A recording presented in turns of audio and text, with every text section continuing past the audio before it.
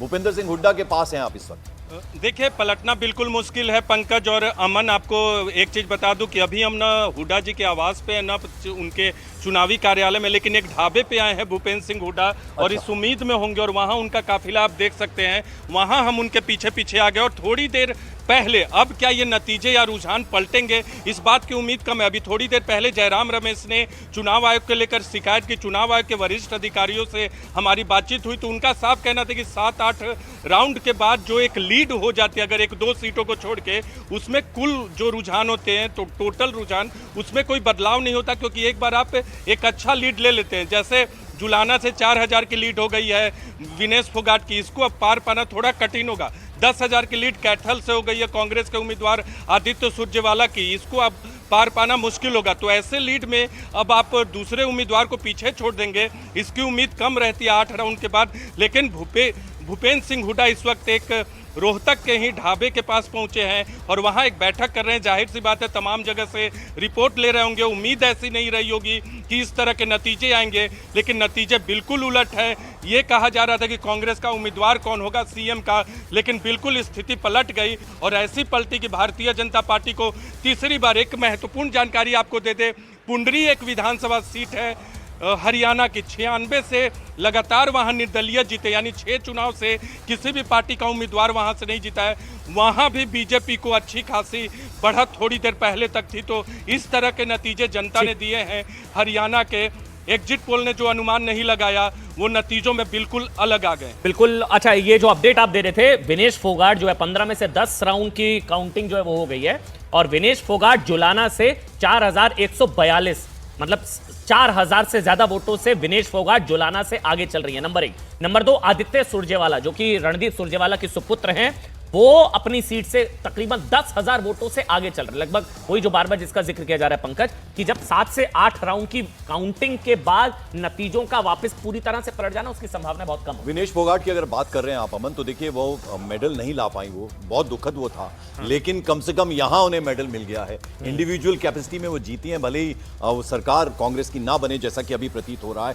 विवेक भी हमारे साथ है। विवेक, देखिए वो सुबह सुबह लड्डू की बात हो रही थी। हाँ, अभी तो पलटता नजर आ रहा है। कश्मीर फेवरेबल रहा है एक तरीके से। और पहला जो मेरा एक ऑब्जर्वेशन है, अमन भाई अग्री करें ना करें, कि 370 हटने के बाद कश्मीर के अंदर 47 सीट्स में से बीजेपी को एक भी नहीं मिली। विवेक, देखिए मैं आपसे बात कर रहा था एग्जिट पोल के वक्त में, आप कह रहे थे मैं घूम के आया हूं, एक जगह गया हूं हरियाणा में, जम्मू कश्मीर आप नहीं गए थे। तो यहाँ में तो वेट एंड वॉच करिए 5 बजे तक, तो हम वेट एंड वॉच जरूर करेंगे। लेकिन एक असेसमेंट इसका technically as a student of politics जो मैं कर सकती ये सम डायनामिक्स। अच्छा बोलिए शर्मा जी, वो थोड़ा हमें देखना पड़ेगा, क्योंकि कहीं ना कहीं विनेश फोगाट एक फैक्टर। जी बताइए के शर्मा जी, अमन जाट वर्सेस नॉन जाट जी सर के जो पार्टी है उनको क्या हरियाणा समझ में आएगा। ये जाट वर्सेस की बात कर रहे हैं, इनको यही नहीं पता है कि जाटलैंड में सबसे ज्यादा सीटें हम जीत रहे हैं। इनको इसकी भी जानकारी नहीं, आप इनको थोड़ा डिटेल पढ़ाइए। जाटलैंड में 17 सीटें हैं, 17 में हम 9 सीटों पे लीड कर रहे हैं। 9 सीटों पे हम लीड कर रहे हैं, 7 पे कांग्रेस, 2 पे अदर। इनको समझ आना चाहिए, ये जो झूठ का परचम लेके घूमते हैं ना, ये वामपंथी, ये कम्युनिस्ट, ये चीनी दलाल, इन लोग को, ये चीनी दलाल जो है ना, इनको समझ आ जाएगी ये हरियाणा के चुनाव से किस तरह से किसानों को गुमराह करके और लोगों को भड़काकर और देश में जहर बोने का काम करते हैं। इसका जवाब दिया है हरियाणा की जनता ने, इनको समझाया है वहां पर। हाँ, तो और धारा 370 की ये कहते हैं ना कि हम वापस लाएंगे। मैं चुनौती देता हूं इन वामपंथी कम्युनिस्टों को कि यदि इनके पास ताकत है एक बार, तो फिर से आप एक बार कांग्रेस। के शर्मा जी आपके पास आते, जरा संजय जी आपको चर्चा में मैं लाना चाहूंगा। देखिए ये समझा जा रहा था कि एंटी इनकम्बेंसी है, एक आम अवधारणा थी कि भाई इस बार लगता नहीं कि बीजेपी की वापसी होगी, लेकिन बीजेपी अंदर ही अंदर काम कर रही थी। और ये एक स्ट्रैटेजी है, हमने देखा है बीजेपी की रणनीति रहती है। हर प्रांत में हमने देखा है म्युनिसिपैलिटी के भी चुनाव हो, लगी रहती है और फिर वो नतीजों में देखने को भी मिलता है। तो इसकी जितनी तारीफ की जाए बीजेपी की कम है, क्या कहेंगे सर? नहीं, बिल्कुल आपने सवाल भी पूछा और जवाब आप जरूर दे रहे हैं कि बीजेपी की जितनी तारीफ की जाए, बल्कि बीजेपी के नेताओं ने जिस तरह से मेहनत करते हैं चुनाव में, तारीफ वो मतलब उसकी जितनी तारीफ की जाए वो कम है।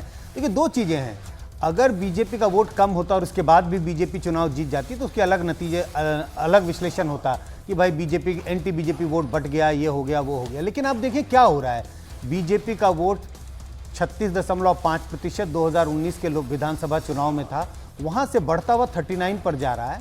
सीधा सीधा अर्थ है, कोई एंटी इनकम्बेंसी नहीं थी। जितने लोगों ने बीजेपी को 2019 में वोट दिया, उससे कहीं ज्यादा लोग बीजेपी को 2024 के विधानसभा चुनाव में दे रहे हैं। निश्चित रूप से कोई एंटी इनकम्बेंसी की जैसी कोई चीज दिखाई नहीं पड़ती। अच्छा, एक सवाल ये है सर कि लोकसभा चुनावों में कांग्रेस ने जिस तरह का प्रदर्शन किया हरियाणा में, उसको अगर कन्वर्ट किया जाए तो 46 सीटों पर लगभग लीड थी। अगर मैं गलत हूं तो मुझे सही करेगा। लगभग 46 सीट्स पर कांग्रेस अच्छा कर रही थी लोकसभा चुनावों।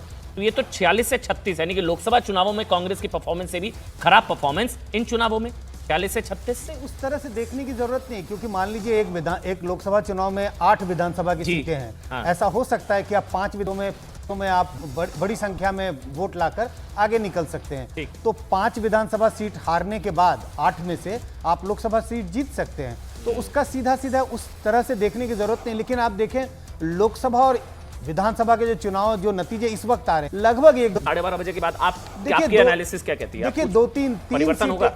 3-4 सीटें ऐसी हैं जहां पर काउंटिंग पूरी हो चुकी है। ठीक है। ज्यादातर सीटें ऐसी हैं जहां पर काउंटिंग आधी से ज्यादा हो गई है। मतलब अगर 18-19 राउंड हैं तो 8-9 राउंड हो गए हैं। अब सवाल यह है कि और ज्यादातर सीटों 4000। देखिए, फिर एक नीचे हुआ है, यानी 49, 50, 49। इंटरेस्टिंग बातें मैं पढ़ रहा हूं कि मां बगलामुखी के मंदिर में जाकर सीएम बनने के लिए प्रार्थना की पूरे परिवार के साथ भूपेंद्र सिंह हुड्डा ने। पूछ की कांग्रेस का ढोंग, मैं किसी के निजी आस्था पर कोई प्रश्न नहीं करूंगा पंकज जी, लेकिन जो सनातन धर्म के प्रति आस्था क्या है?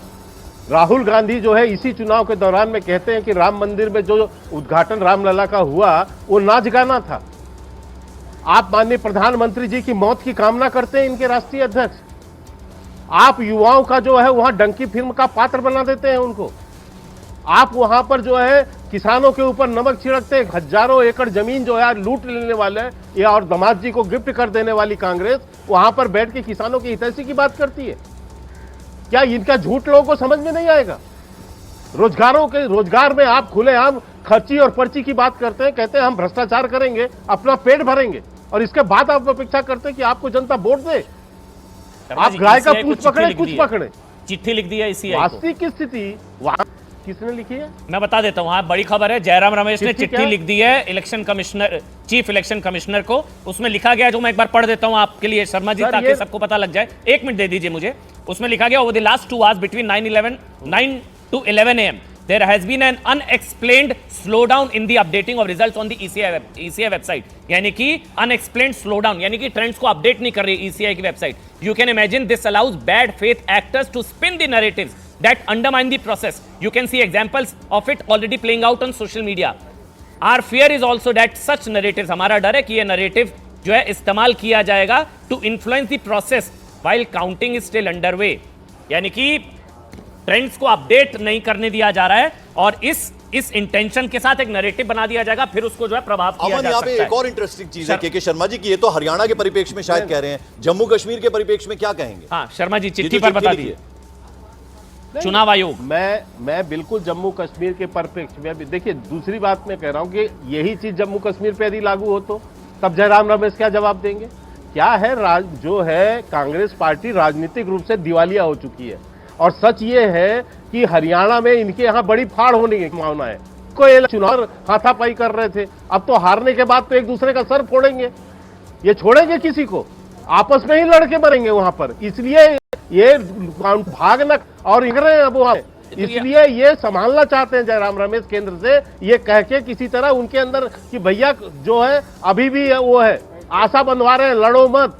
ये लड़ाई तो उसी दिन चालू हो गई थी। अमन जी, आप लोगों ने तो स्टोरी भी चलाई कि किस ढंग से हुड्डा ने राहुल गांधी को जो है बैक कर दिया था। नहीं तो उन्होंने बताया गया है कि 12 सीटों पर वो लड़ाई ने और बढ़ जाए प्रचार किया था। शर्मा जी, 12 सीटों पर, उसमें से 8 से 9 सीटों पर कांग्रेस पीछे चल रही है, हार रही है। राहुल गांधी की बात कर रहा हूं मैं।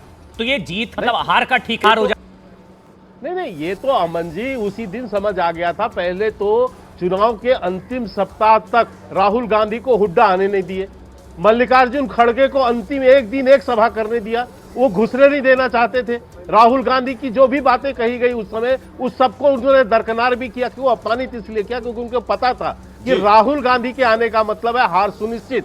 और यही हुआ, क्योंकि आते ही जिस ढंग से उन्होंने जलेबी कांड किया है वहां पर, और अपनी जो है अज्ञानता का भरपूर परिचय दिया वहां, और जिस ढंग से वहां के युवाओं को सबसे बड़ा जो लताड़ा, सबसे ज्यादा शर्मा जी आपके पास आएंगे जरा, हम ये जम्मू कहते कश्मीर हुए की कि भी वो बीच बीच भगोड़े में बात हैं, करते रहे। इस वक्त क्या ये- कुछ जम्मू कश्मीर में, सबीना कहाँ हैं आप इस वक्त? जी, मैं इस वक्त श्रीनगर में हूँ और नेशनल महिला कार्यकर्ता, महिला समर्थक इस वक्त हमारे साथ मौजूद है। मैम, यहाँ पर एनसी, कितनी बड़ी खुशी, क्योंकि अभी पटाखे भी फूट रहे थे। यहाँ पे बहुत बहुत खुशी हो रही है एनसी को, और हम लोग कहीं ना कहीं, हमें पूरा आत्मविश्वास था कि हम लोग जीत के उभरेंगे। हम लोग एक बहुत बड़ी ग्रूमिंग पार्टी बन के बाबर जिस तरह से पटाखे यहाँ पर फूट रहे हैं, जश्न का माहौल, ये जश्न का माहौल है, क्योंकि जो उम्मीद यहाँ पर की जा रही थी, एग्जिट पोल ने तो यहाँ पर जान फूंक दी थी, लेकिन अब महिला कार्यकर्ता जो है, समर्थक जो है, वो ये कह रहे हैं कि हमें खुशी इस बात की है कि अब हकीकत में जो है वो एकजुटता यहाँ पर नजर आ रही है। क्या कुछ आप कहेंगी मैम?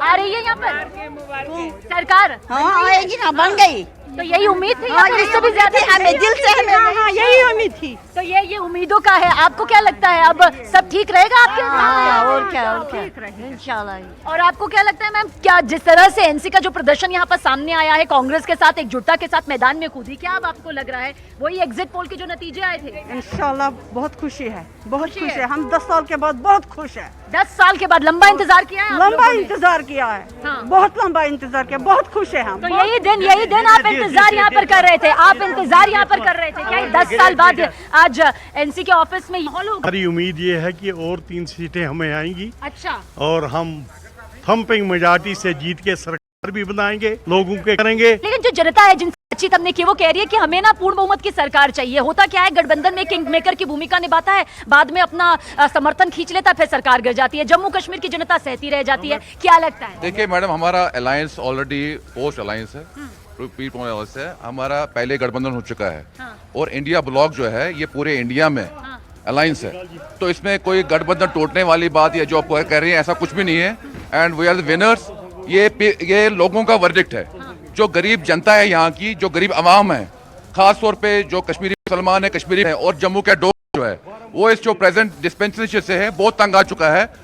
उनके मसलों मसाइल जो है वो डे टू डे। तो देखिए ये जो समर्थक है, कार्यकर्ता है, जो यहाँ पर सपोर्टर्स हैं, वो बहुत खुश हैं। आपने देखा पटाखे भी यहाँ पर लगातार फूट रहे थे, जैसे जैसे नतीजे बढ़ रहे थे, जैसे जैसे जीत का पैमाना यहाँ पर बढ़ रहा था। कुछ घंटे और लगेंगे। स्लो ज़रूर चल रहा है, समझ नहीं आ रहा इतना स्लो क्यों है। टाइम भी हमारा लोकसभा में तो इतना स्लो नहीं था, पर अभी स्लो चल रहा है।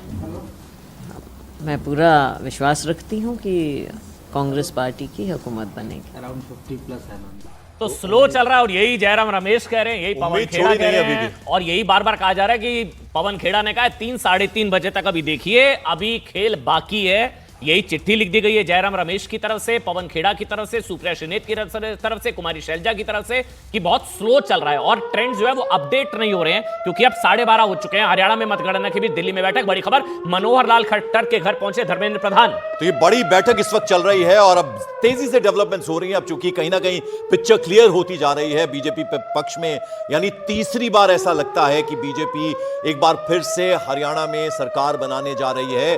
अब लगभग ये बीजेपी, जबकि कांग्रेस सिर्फ 36 तक सिमटती हुई नजर आ रही है, और इस बीच बैठकों का दौर शुरू हो गया। देखिए 10 साल मतलब ब्रांड मोदी, लगभग आपसे ले रहा हूं, ये जीत अगर होती है, अभी ठीक है, सही बात है, अभी तो 49 है, कुछ नहीं पता आगे क्या होगा, लेकिन अगर यही नतीजे, यही रुझान नतीजों में परिवर्तित होते हैं तो ये जीत होगी। देखिए ये बीजेपी की जीत होगी। मोदी जी का तो रहता ही है, लेकिन ये मोदी जी का अकेला जीत होगा ऐसा नहीं कहा जाए, ये को पीछे रखा। दूसरी बात, जो जहाँ तक कांग्रेस का संदर्भ है, तो ये राहुल गांधी जी की भी हार मानी जाएगी, और जो वहाँ पर जो आपस में जो कांग्रेसी आपस में लड़े रहते हैं, जो मैं आपसे आपके चैनल पे बार बार कहता रहा, वही इनकी 8-10 सीट घटा देते हैं। ये हर जगह का है।